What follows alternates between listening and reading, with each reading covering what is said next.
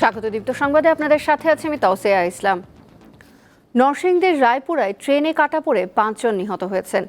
আজ ভোর 5:30টার দিকে উপজেলার মেথিকান্দা রেল স্টেশন সংলগ্ন কমলপুর এলাকায় এ দুর্ঘটনা ঘটে। পরে ছিন্ন ভিন্ন হয়ে রেল লাইনে ছড়িয়ে ছিটিয়ে থাকা মরদেহগুলো উদ্ধার করে রেলওয়ে পুলিশ। নিহত 5 তরুণের নাম প্রাথমিকভাবে জানা যায়নি।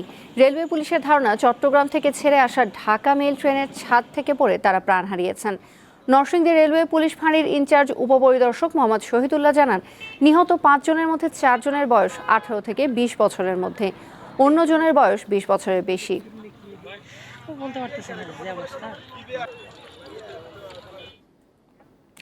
নরসিংদীতে ট্রেনে কাটা পড়ে 5 জন নিহতের বিষয়ে জানাতে যোগ দিচ্ছেন সহকর্মী সেলিম মিয়া। সেলিম, নিহতদের পরিচয় জানতে পেরেছেন কি, আর সেখানকার সার্বিক পরিস্থিতি এখন কেমন?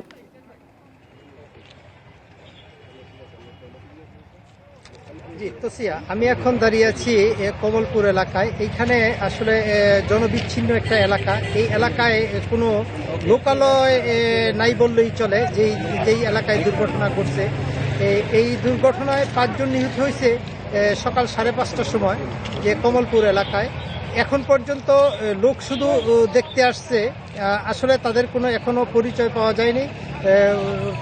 রায়পুরা উপজেলা নির্বাহী অফিসার তিনিও নিশ্চিত করেছে যে তাদেরকে কোনো পরিচয় এখন পর্যন্ত তারা কোনো পরিচয় পায়নি। আর যেই এলাকাটায় দুর্ঘটনা ঘটেছে, আসলে এটা কোনো জনবহুল এলাকাও না। যে এই এলাকাটা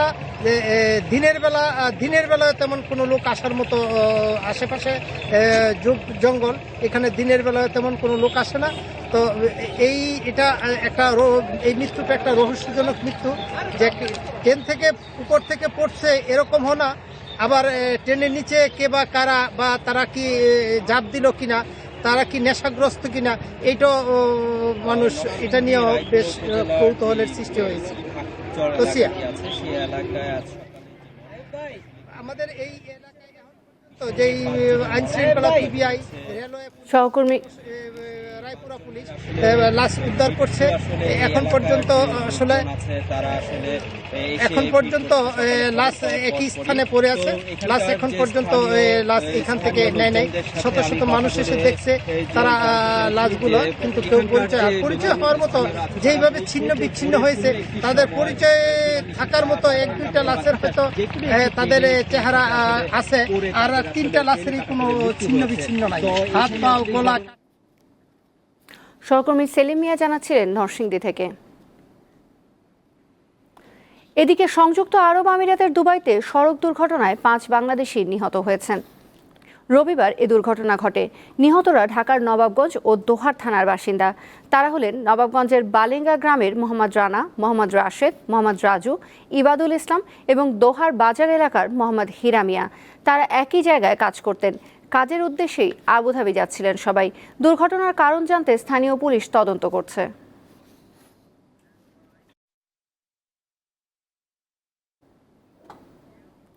চার দিনের সফরে চীনের উদ্দেশ্যে ঢাকা ছেড়েছেন প্রধানমন্ত্রী শেখ হাসিনা। আজ বেলা 11:10 বাংলাদেশ বিমানের বিশেষ ফ্লাইটে সফরসঙ্গীদের নিয়ে ঢাকার হযরত শাহজালাল আন্তর্জাতিক বিমানবন্দর ছাড়েন তিনি। চীনের স্থানীয় সময় আজ সন্ধ্যা 6টায় বেইজিং আন্তর্জাতিক বিমানবন্দরে অবতরণ করবেন শেখ হাসিনা।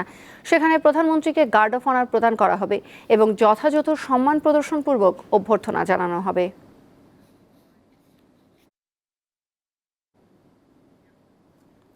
প্রধানমন্ত্রী শেখ হাসিনার চীন সফরকালে অর্থনৈতিক ও ব্যাংকিং খাত, বাণিজ্য ও বিনিয়োগ, ডিজিটাল ইকোনমি, অবকাঠামোগত উন্নয়ন সহ 20টির বেশি বিষয়ে সমঝোতা স্মারক সই হতে পারে। গতকাল এই তথ্য জানিয়েছেন পররাষ্ট্রমন্ত্রী হাসান মাহমুদ। প্রধানমন্ত্রীর চীন সফর নিয়ে পররাষ্ট্র মন্ত্রণালয়ে আয়োজন করা হয় সংবাদ সম্মেলন। এ সময় পররাষ্ট্রমন্ত্রী জানান, চীনের সঙ্গে বাণিজ্য ঘাটতি কমানোর বিষয়টি বিশেষ গুরুত্ব পাবে রাষ্ট্রীয় এই সফরে। বলেন, সফরে হতে পারে 20-এর অধিক সমঝোতা স্মারক সই। চায়নার সাথে আমাদের অত্যন্ত ঘনিষ্ঠ সম্পর্ক, সেটি নিবিড় না কম নিবিড় সেটা দিয়ে তো আমি বলতে চাই না। চায়নার সাথে আমাদের সম্পর্ক অত্যন্ত গভীর এবং চায়নার সাথে আমাদের স্ট্র্যাটেজিক রিলেশনশিপ আছে এবং চায়না আমাদের একটি বড় উন্নয়ন সহযোগী রাষ্ট্র। ডেফিনেটলি এই সফর আমাদের সেই সম্পর্ককে আরও স্ট্রেংথেন করবে, আরও ওয়াইডেন করবে। সংবাদ সম্মেলনে আসে তিস্তা প্রকল্প প্রসঙ্গ। মন্ত্রী জানান, ভারত ও চীন দুই দেশই এই মেগা প্রকল্পে যুক্ত হওয়ার প্রস্তাব দিয়েছে। তবে তিস্তা প্রকল্পে যুক্ত হওয়ার বিষয়ে ভারতকে এগিয়ে রাখেন পররাষ্ট্রমন্ত্রী। যেহেতু দুই দেশের যৌথ নদী এবং অপর দেশ যার সাথে আমাদের সেই যৌথ নদী, তাদের প্রস্তাব আছে, সুতরাং আমাদেরকে প্রথমে সেই প্রস্তাবটা বিবেচনা করতে হবে স্বাভাবিকভাবেই। তো চায়নাও এই ক্ষেত্রে প্রস্তাব দিয়েছে, সেটি খুব ভালো। যেহেতু ভারত প্রস্তাব দিয়েছে, আমরা মনে করি সেটি ভালো দিক, যেহেতু এটি আমাদের দুই দেশের যৌথ নদী। পররাষ্ট্রমন্ত্রী জানান, চীনে প্রধানমন্ত্রীর সফরসঙ্গী হবেন মন্ত্রিসভার 6 সদস্য ও বেশ কয়েকজন সচিব সহ ব্যবসায়ীদের শীর্ষ নেতৃবৃন্দ। রুবায়েত হাসান, দীপ্ত সংবাদ, ঢাকা। বিএনপি চেয়ারপারসন খালেদা জিয়াকে আবারও হাসপাতালে ভর্তি করা হয়েছে। আজ ভোর রাত 4:20 দিকে তাকে রাজধানীর বেসরকারি এভারকেয়ার হাসপাতালে নেওয়া হয় বলে নিশ্চিত করেছেন বিএনপি চেয়ারপারসনের প্রেস উইং। হঠাৎ অসুস্থ হয়ে পড়ায় খালেদা জিয়াকে গুলশানের বাসা থেকে অ্যাম্বুলেন্সে করে এভারকেয়ার হাসপাতালে নেওয়া হয়। এর আগে একই হাসপাতালে 10 দিন চিকিৎসাধীন থাকার পর 2 জুলাই গুলশানের বাসায় ফেরেন খালেদা জিয়া। 25 জুন তার হৃদযন্ত্রে পেসমেকার বসানো হয়।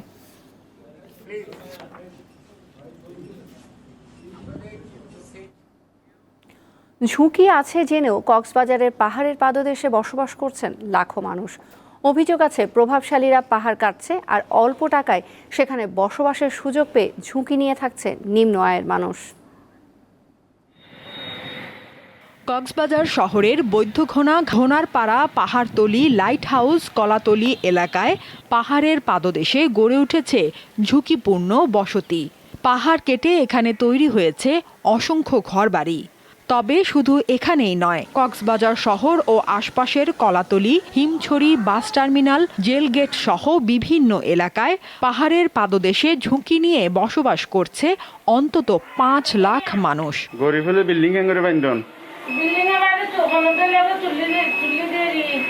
ভারী বৃষ্টিতে এখানে পাহাড় ধসে প্রাণহানি ঘটে প্রতি বছর। তবে মৃত্যু ঝুঁকি জেনেও নানা অজুহাতে এসব জায়গা ছাড়তে নারাজ বসবাসকারীরা।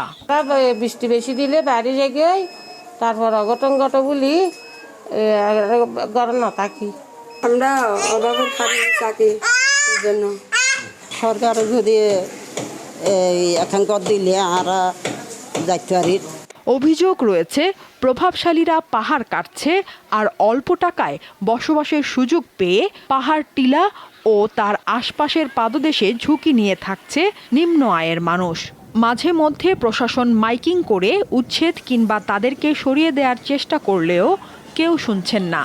এখন কোনো কারণে যদি বড় কোনো অঘটন ঘটে থাকে, তাহলে অবশ্যই এরা ক্ষতিগ্রস্ত হবে। এখন পাহাড় ভাঙতেছে, আমরা কোন দিকে যাইতে পারতাছি না, আসতে পারতাছি না।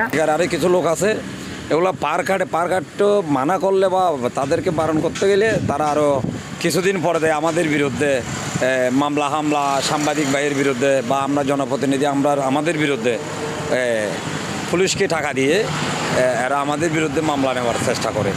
অনেককে জোর করে আশ্রয় কেন্দ্রে পাঠালেও তারা আবার ফিরে যায় বলে জানিয়েছে উপজেলা প্রশাসন। তাদেরকে নিরাপদ আশ্রয় কেন্দ্রে নিয়ে যাওয়ার পরেও তারা কিন্তু আমাদের কথা শুনছে না। এখন আসলে একটা বিশাল জনগোষ্ঠী যেহেতু পাহাড়ের পাদদেশে থাকছে, তা আমরা প্রচারণা চালাচ্ছি, আমাদের প্রচেষ্টা সবসময়ই চলমান। 3 জুলাই পাহাড় ধসে কক্সবাজারের উখিয়ায় নিহত হয়েছে 2 জন। দীপ্ত, বার্তা কক্ষ। নির্মাণ কাজের শেষ পর্যায়ে সিরাজগঞ্জের বিসিক শিল্প পার্ক। এরপরই শুরু হবে প্লট বরাদ্দের প্রক্রিয়া। উদ্বোধনের অপেক্ষায় থাকা এই প্রকল্প উত্তরাঞ্চলের শিল্প ও অর্থনৈতিক ক্ষেত্রে এক নতুন দিগন্তের সূচনা করবে বলে আশা সংশ্লিষ্টদের। বঙ্গবন্ধু যমুনা বহুমুখী সেতুর পশ্চিম প্রান্তে সিরাজগঞ্জের সদর উপজেলায় গড়ে উঠেছে বিসিক শিল্প পার্ক। প্রায় 400 একর জায়গা জুড়ে নির্মাণ করা হচ্ছে শিল্প পার্কটি। এরই মধ্যে প্রকল্পটির সীমানা প্রাচীর, রাস্তা, ড্রেন, লেক, প্রবেশদ্বার, বিদ্যুৎ ও গ্যাসের লাইন স্থাপন সহ অবকাঠামোগত কাজ প্রায় শেষের পথে। প্রকল্প সংশ্লিষ্টরা জানান, এই শিল্প পার্কে মোট 829টি প্লটে 570টি ক্ষুদ্র, বৃহৎ ও মাঝারি শিল্প প্রতিষ্ঠান গড়ে তোলা হবে। এখন চলছে প্লট বরাদ্দের প্রস্তুতি। শিল্প পার্কটি ঘিরে আগ্রহ দেখাচ্ছে দেশের বড় বড় শিল্প প্রতিষ্ঠানগুলো। জলপথ, নৌপথ, স্থলপথ সকল পথই কিন্তু এখানে সুযোগ রয়েছে। ইতিমধ্যে রেলের সংযোগও হয়ে যাবে। সব মিলিয়ে এইখানে একটি উত্তরবঙ্গের একটি ব্যবসায়িক হাব গড়ে ওঠা সম্ভব বলে আমি মনে করি। নতুন নতুন শিল্প কারখানা গড়ে উঠলে সৃষ্টি হবে শ্রমবাজার। তাই যত দ্রুত সম্ভব কাজ শেষ করার তাগিদ সাধারণ মানুষের। সিরাজগঞ্জবাসীর উন্নত হবে। আমি আশা করি এই ইন্ডাস্ট্রি, এই শিল্প পার্ক হওয়ার সাথে সাথে আমরা ততটাই এগিয়ে যাব। প্রকল্প পরিচালক জানান, চলতি বছরই উদ্বোধন হতে পারে এই শিল্প পার্ক। আমরা আশা করছি যে খুব শিগগিরই আমরা প্লট বরাদ্দের ব্যবস্থাপনার দিকে যাব। এই প্লট বরাদ্দ ব্যবস্থাপনাটা হয়তো আগামী 7 থেকে 14 দিনের মধ্যে শুরু হয়ে যাবে। শিল্প মন্ত্রণালয়ের অধীনে 719 কোটি 21 লাখ টাকা খরচে তৈরি হচ্ছে সিরাজগঞ্জ বিসিক শিল্প পার্ক। দীপ্ত, বার্তা কক্ষ। দেশের বাইরের খবর। ফ্রান্সের পার্লামেন্ট নির্বাচনের প্রথম ধাপের ভোটে উগ্র ডানপন্থীরা এগিয়ে থাকলেও দ্বিতীয় দফায় তারা তা ধরে রাখতে পারেনি। এককভাবে কেউ নিরঙ্কুশ সংখ্যাগরিষ্ঠতা না পেলেও প্রাথমিক ফলাফলে এগিয়ে বামপন্থী নিউ পপুলার ফ্রন্ট এনপিই। রোববার দেশটির দ্বিতীয় দফার ভোট গ্রহণ শেষে বুথ ফেরত জরিপে এমনটি জানা গেছে বলে খবর দিয়েছে আন্তর্জাতিক সংবাদ মাধ্যমগুলো। এতে বলা হয়েছে, প্রেসিডেন্ট ইমানুয়েল ম্যাক্রোর জোট টুগেদার অ্যালায়েন্স দ্বিতীয় অবস্থানে রয়েছে, আর তৃতীয় অবস্থানে রয়েছে উগ্র ডানপন্থী ন্যাশনাল র্যালি। ফ্রান্সের রাষ্ট্রীয় টেলিভিশনের দেয়া বুথ ফেরত জরিপের তথ্য মতে 577 আসনের পার্লামেন্টে 172 থেকে 215টি আসন পেতে চলেছে বাম জোট নিউ পপুলার ফ্রন্ট। দ্বিতীয় সর্বোচ্চ আসন পেতে যাচ্ছে ম্যাক্রোর মধ্যপন্থী জোট টুগেদার অ্যালায়েন্স। এই জোটটি পেতে পারে 150 থেকে 180টি আসন, আর 115 থেকে 155টি আসন নিয়ে তৃতীয় অবস্থানে থাকতে পারে ডানপন্থী ন্যাশনাল র্যালি।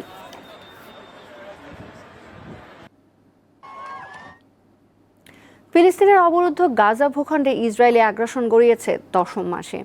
গত বছরের অক্টোবর থেকে ভূখণ্ডটিতে ইসরায়েলের আগ্রাসন চলছে। গত 24 ঘন্টায় ইসরায়েলি বাহিনীর হামলায় 54 জন নিহত হয়েছে। এর মধ্যে গাজা শহরের পশ্চিমে বাস্তুচ্যুত লোকদের আশ্রয়স্থল হিসেবে ব্যবহৃত একটি স্কুলকে লক্ষ্য করে চালানো হামলায় অন্তত 4 ফিলিস্তিনি নিহত হয়েছেন। গাজার উত্তরাঞ্চলীয় জাবালিয়া আল নাজারের পার্শ্ববর্তী একটি বাড়িতে হামলায় 10 জন প্রাণ হারিয়েছে। এছাড়া শহরের কেন্দ্রস্থলে নুসেইরাত শরণার্থী শিবিরের একটি বাড়িতে হামলায় অন্তত 3 জন নিহত হয়। অপরদিকে গাজার মধ্যাঞ্চলীয় দেইর এল বালার একটি বাড়িতে ইসরায়েলি বোমা হামলায় 6 জনের প্রাণ গেছে।